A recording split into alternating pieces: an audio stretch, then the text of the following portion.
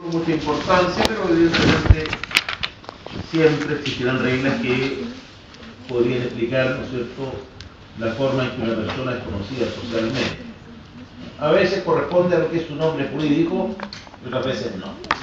Pero, no bien, hoy día también el nombre aparece vinculado con lo que sería el derecho al nombre.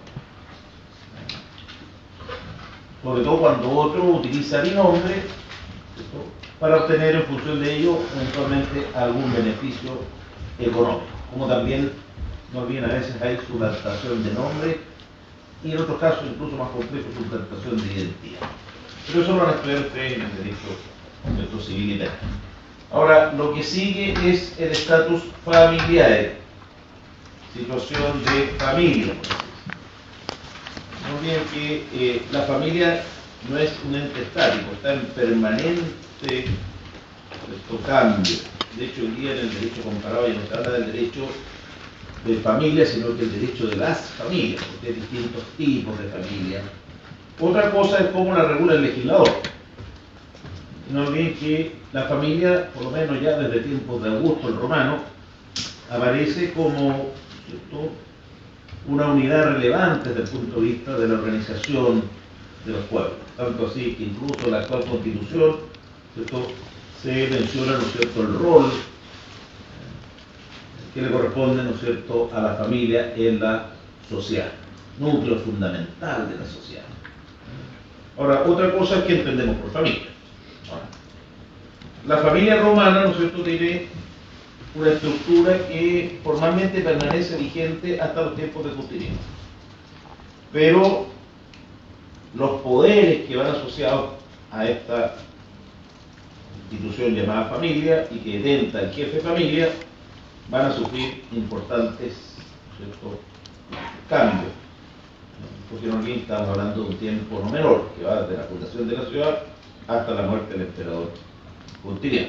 Y en ese cambio, evidentemente, van surgiendo, ¿no es cierto?, cambios en la regulación del derecho de familia.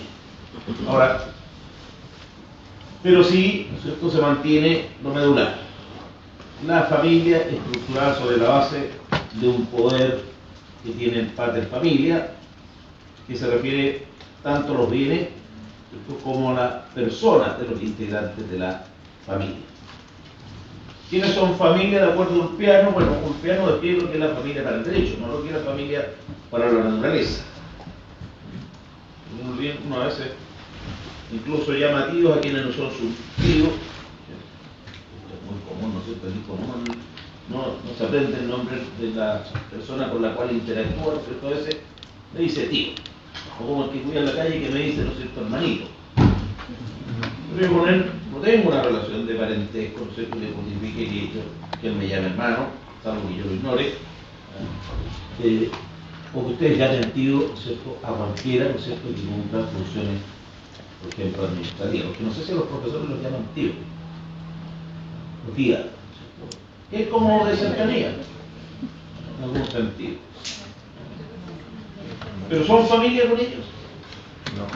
No, ¿cierto? Salvo que uno entienda la familia en un sentido muy amplio. Entonces, una cosa es lo que la familia, la naturaleza determina como familia, que puede estar vinculada, por ejemplo, con la sangre, pero no exclusivamente con la sangre. Y otra cosa es lo que el derecho considera como familia. Esto tiene mucha importancia, por ejemplo, en materia sucesoral, porque no olviden que, de acuerdo a la estructura familiar romana, mientras el pater esté vivo, él es el titular del patrimonio familiar. Ahora, esto se va a ir debilitando con el tiempo, de forma tal que los que están sometidos al pater aparecen como instrumentos de adquisición. Lo que adquiere un hijo no lo adquiere para sí, lo adquiere para la familia.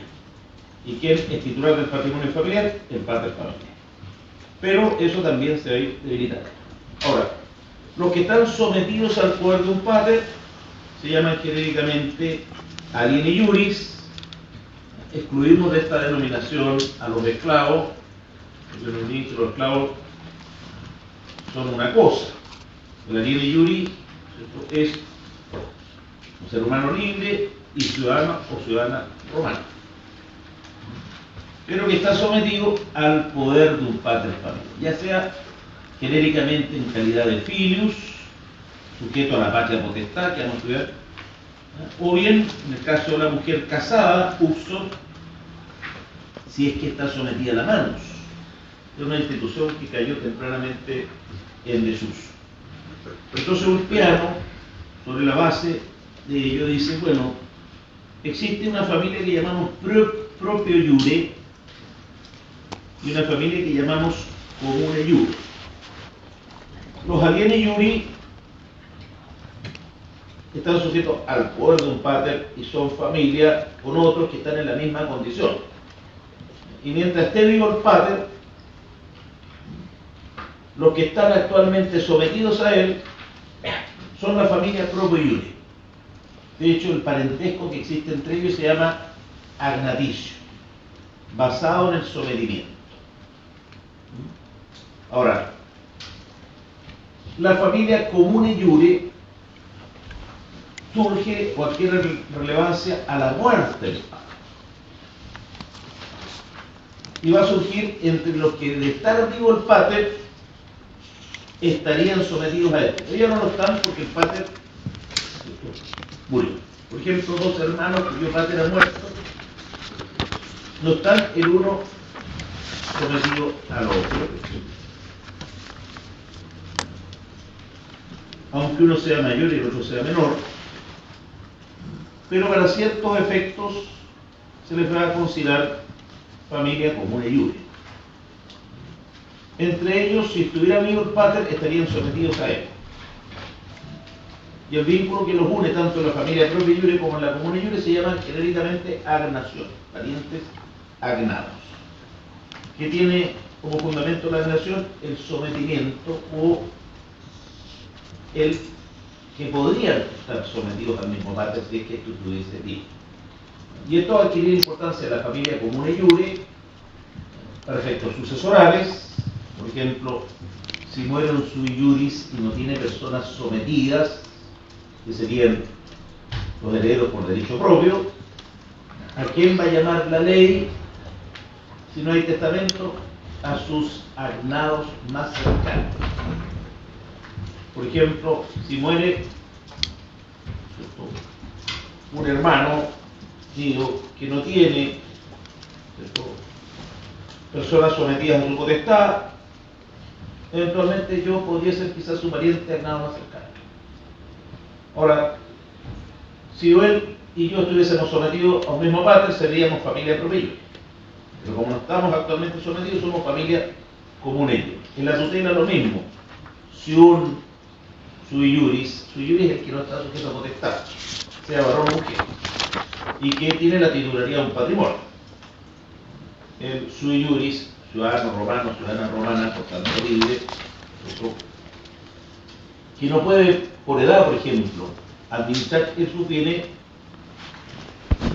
habrá que nombrarle a alguien que lo administre. Y si el pater no se preocupó en su testamento hacerlo, la ley llama a los agnados más cercanos. ¿Y quiénes serían los agnados más cercanos? Puede ser que sea un hermano, siempre y cuando el hermano tenga idoneidad para gestionar él su propio patrimonio, que vamos a colocar a cargo de la administración del patrimonio de otro en función de protección a otro que requiere protección. Otra cosa es que yo pueda dejar a alguien a cargo de la administración de mis bienes, que esa persona eventualmente no puede administrar necesariamente libremente el suyo, salvo que sea un incapaz absoluto. Eso lo vamos a ver en la medida que vayamos avanzando. Entonces, no bien, los alieni iuri y los sui iuri, literalmente alieni iuri se puede traducir como de derecho ajeno y sui iuri como derecho propio, pero eso no quiere decir mucho, porque lo importante es reconocer que el sui iuris sería lo que modernamente llamamos un sujeto de derecho. Es decir, todos los que están en esta sala, si hubieran nacido en Roma, no necesariamente serían sui iuris, porque los sui iuris son los que no están sujetos al poder de derecho. Hoy día, en cambio, todos somos desde que nacemos sujetos de derecho. ¿Qué dice el artículo 55? Son personas, todos los individuos de la especie humana, cualquiera sea su edad, sexo, estirpe o condición. Y muchos de ustedes la mayoría estuvo sujeto hasta hace poco a la patria potestad. Y no obstante estar sujetos a la patria potestad, eran titulares de un patrimonio. En cambio, si hubiesen nacido en Roma, en la época, por ejemplo, siglo III antes de Cristo, y ustedes estuvieran sometidos a la patria potestad, ustedes no serían, modernamente hablando, sujetos de derecho, porque no serían titulares de un patrimonio. Porque quien está sometido a la patria potestad no tiene, en principio, patrimonio. Eso se va alterado fuertemente. De alguna forma que vamos a explicar a continuación. Ahora, los alieni iuri y los sui iuri se distinguen básicamente en el ámbito del derecho privado. En el ámbito del derecho público, más importante el sexo, por ejemplo, si es varón o mujer, las mujeres no tienen derecho político, y en función de la edad, si tienen o no edad militar. Tanto los alieni iuri como los sui iuri, al llegar a la edad militar, van a poder ejercer derechos políticos, así que son varones. Ahora, en cambio, en el ámbito privado, es donde mayor distancia hay entre ser sui iuri y ser alieni. No olviden que sui iuri o alieni iuri no es una condición que esté determinada por el sexo, por la edad, ¿no? O por padecer de alguna enfermedad física o mental. Los alieni iuri están simplemente sometidos al poder de un padre. Y puede ser una persona recién nacida, como bien puede ser una persona adulta. ¿Por qué? Por ejemplo, la patria potestad que a entonces, los alieni iuri están en una situación patrimonial en Roma muy distinta originariamente a los sui iuris. Lo que vamos a estudiar ahora es el bicho raro, por así decirlo. Tal como la distinción entre libres y esclavos, estudiamos fundamentalmente la situación, ¿cierto?, de los esclavos, y excepcionalmente hacemos referencia en el caso de los libres a la distinción entre libertos e ingenuos. Muy bien, en el caso de la distinción entre alieni iuris y sui iuris, lo que nos llama la atención es la situación de los alieni iuris. Ahora, también habría que precisar que su situación puede tener cierta semejanza con el esclavo, pero hay una diferencia radical. El alieni iuris no es cosa. En el sistema jurídico romano, los libres y ciudadanos romanos, su condición estaba determinada por su estado de familia. Y los alieni iuris, lo que no tenían, y en eso se asemejaban a un esclavo, patrimonio, originariamente. Pero no eran cosas, no estaban mencionadas como cosa manchili, por ejemplo. El esclavo, en cambio, aparece mencionado como una cosa manchili. Claro que no olviden que ya destacamos que el esclavo precisamente fue objeto de estudio porque por mucho que el derecho lo asimile a una cosa, es un ser humano.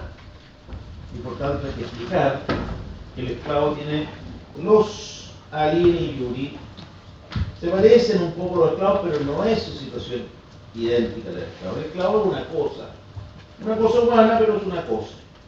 Tiene una potencialidad que tiene también el alieni iuri. ¿Cuál es? El poder celebrar negocios.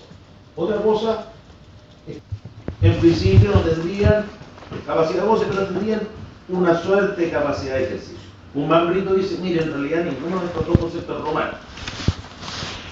Si nosotros trasladamos nuestra categoría del derecho romano, vamos a tener que hacer algún esfuerzo, porque primero nosotros no tenemos esclavos, y tampoco, en el caso de los seres humanos, el patrimonio aparece como algo que se descarta si usted está sometido a una potestad. ¿Por qué? Porque incluso desde que uno nace, y si es que nace Dios, tiene un patrimonio. Ahora, pero tampoco solo los seres humanos lo tienen también las personas jurídicas. Entonces, el alieni iuri aparece como en una situación similar a un esclavo en cuanto a la titularidad de un patrimonio. Tiene también eventualmente la misma potencialidad de un esclavo, que podría ser la de celebrar negocios, pero no tiene un patrimonio que comprometer. No olviden, una norma jurídica podría decir que Bobby, mi perro, claro que no lo diría así porque las normas realmente, las leyes son generales, se quiere ir a la ley, eso diría que los animales son cosas. Bueno, bastaría una norma que dijera que los animales son sujetos. Y si dice que es sujeto de derecho, entonces es titular del patrimonio. ¿Puede vos administrar tu casa? ¿Puede vos celebrar negocio? ¿Tiene esa potencialidad que tienen los seres humanos? Salvo en las series animadas, ¿no es cierto? Uno a veces asume que los animales son idénticos al ser humano. Pero tiene esa potencialidad el ser humano, porque yo, por ejemplo, le podría reconocer a un gorila incluso el ser autor de algo, en cuanto a los sentimientos. Porque una cosa es reconocer sentimientos, entre comillas, y otra cosa es reconocer habilidad para el mundo del negocio. Ni siquiera se lo reconocemos a todos los seres humanos. Y nosotros vamos a ver más adelante las incapacidades de ejercicio. Bueno, entonces el alieni iuri originariamente no era titular de un patrimonio, pero tenía, a diferencia del esclavo, si es que el pater no decía otra cosa en su testamento, una expectativa sucesoria. Y sería liberar de esta condición de no ser titular de un patrimonio cuando el pater muriera. Si es que el pater no lo liberaba antes de esta situación. Porque no olviden que en principio la patria potestad romana, a diferencia de la actual, era vitalicia. No se extinguía por llegar el hijo o hija a una determinada edad. No sé si está ahí hay alguna pregunta. Bueno. Luego, esto que acabamos de exponer va a cambiar. Y fundamentalmente, ¿no es cierto?, a partir del derecho postclásico, se va a terminar perfilando o concretando una situación patrimonial muy distinta y que no difiere sustancialmente de la situación en la cual se encontraría, por ejemplo, un menor adulto en Chile sujeto a valla. Muy bien, los menores adultos son los pobres menores de 18. ¿Tienen patrimonio? ¿Pero lo pueden administrar? Depende, vamos a tener que distinguir. ¿Por qué? Porque al igual como ocurría con un alieni iuri, un filius familia un sujeto a patria en tiempos de Justiniano, donde ya, podríamos decir, se concreta la regulación jurídica de la situación patrimonial de los que están sometidos a potestad. En esa época ya no existe la mano, por tanto estamos hablando de los filius familia, que son los hijos básicamente, pero también pueden ser nietos, bisnietos, por las razones que hemos explicado. Entonces, un ¿cierto? Alieni iuri en los tiempos de Justiniano podía desde ya decirse que era titular de un patrimonio. Por ejemplo, podía ser titular de lo que se llamaba el peculio castrense o cuasi castrense. Esto básicamente para varones. Porque no olviden que el peculio castrense se vincula con lo que usted tiene producto de su actividad como militar. Y el cuasi castrense al principio está reservado a los oficios de palacio. Y eran actividades donde quienes las desempeñan son fundamentalmente varones. O exclusivamente, más que fundamentalmente, varones. Entonces, si un individuo varón que lo vaya a potestad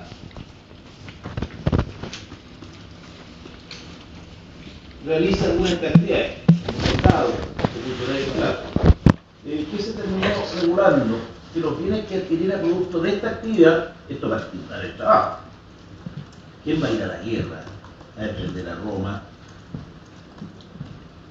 Bueno, puede ser que algunos lo hagan por una suerte de patriotismo, pero otros también lo hacen porque es la forma de mejorar su situación. Pero si usted es un alieni iuri, lo que usted llegue a adquirir en principio no es suyo, es del padre. Usted es un instrumento adquisitivo, lo mismo que un esclavo.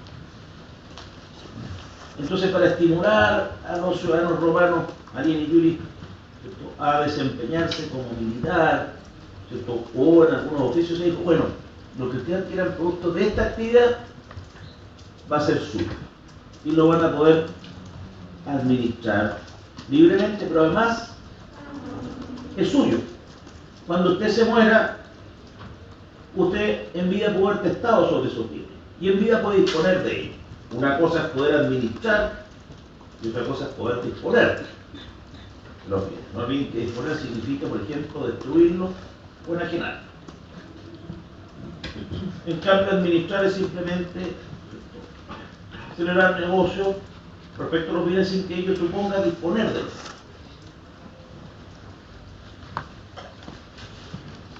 Entonces, a través de una figura que se llama peculio, donde reconocemos distintos tipos de peculio, va a terminar, ¿no es cierto?, reconociéndose respecto de una línea y incluso la titularidad de un patrón. La primera experiencia fue por la vía de los peculios castrenses y cuasi castrenses. Antes que eso había existido otro peculio, que era el profecticio. El peculio profecticio, la verdad es que no modificaba la situación, salvo en cuanto iba quizás permitirle vivir mejor, porque no olviden que para fomentar la productividad de la familia, ¿qué hacía el padre? ¿No es cierto? Eventualmente un esclavo o un hijo le entregaba, por ejemplo, una cierta cantidad de animales para que él los explotara, sin que le traspasara la propiedad de los animales. Debía permitir, ¿no es cierto?, explotarlos y beneficiarse en parte por lo que supone tener estos bienes, ¿no es cierto?, no como suyos, pero sí poderlos administrar. Evidentemente que esto supondrá eventualmente incluso a veces un terreno dentro del cual podrá vivir quizás con su mujer y sus hijos, porque no olviden que incluso los casados seguían sometidos a patria potestad, pero iba a estimular quizás el trabajo, pero no alteraba la situación. Excepcionalmente, si el padre emancipaba al hijo y no reclamaba estos bienes, transcurrido un año pasaban a ser de propiedad del hijo. Lo que no ocurre con los esclavos, salvo que el esclavo sea liberado. Si no tienen que el esclavo también puede tener un peculio profecticio. Pero estos peculios, llamados profecticios, no alteran la situación patrimonial del hijo. Ahora, es un poco más complejo hablar de peculio profecticio cuando, por ejemplo, lo que se confía es dinero. Pecunia no viene de pecuniario, o pecuniario no deriva de dinero, sino que viene de pecus, cabeza de ganado. Entonces, ¿qué pasa si yo a usted le confío en la administración dinero? ¿Quién es el dueño del dinero? El que lo tiene, aunque lo dé. Porque no olviden que el dinero, ¿cuál es el uso que se le da? ¿Qué ocurre con el dinero cuando se usa? Se consume. Incluso cuando usted lo presta para obtener un interés, usted está corriendo un gran grave riesgo. ¿Quién le garantiza que le van a restituir esa cantidad que usted prestó más los intereses? No es lo mismo pájaro en mano que 100 volando. Y con el dinero no olviden que básicamente podríamos reconocer que es de quien lo tiene. Incluso el que me robó el dinero me lo debe. Y la misma respuesta podemos dar si alguien me pidió dinero prestado. Por eso llama la atención cuando se dice mi dinero, el que tiene la AFP me debe dinero. Lo mismo que si alguien le va a prestar mi dinero al Estado, el Estado me va a dar el dinero. Ahora, ¿quién me garantiza que me van a pagar? Hay un riesgo, ¿no? Porque no es lo mismo tener a que uno le deba. Y yo no reivindico el dinero, lo cobro. En cambio, mi lápiz, que lo puedo identificar y distinguir de otros, yo lo puedo reivindicar, porque es mío. El dinero es de quien lo tiene, dicen algunos. Otra cosa es que me dé una suma de dinero. Ahora, volviendo entonces, si yo le confío dinero a mi hijo, claro, mi hijo me debe el capital. Y normalmente yo le voy a permitir beneficiarse con los intereses. Y a vivir mejor, y a malgastar dinero con sus amigos, o lo voy a destinar a su, ¿no es cierto?, familia, por así decirlo, natural. Pero ese capital me lo debe. Yo se lo puedo regalar. Lo mismo con un esclavo. No olviden que muchos amos le permitían al esclavo administrar, ¿cierto?, negocio y le daban cierta libertad para, ¿no es cierto?, beneficiarse con lo que estuvieran por su actividad. Incluso se señala la posibilidad de que un esclavo que logró ahorrar dinero y no lo malgastó, pudiera en algún momento tentar a su amo por la libertad, ofreciéndole este dinero que quizás tenía oculto y que no siempre es fácil de encontrar, porque una cosa es que un negocio haya generado dinero y otra cosa es que ese dinero sea fácil de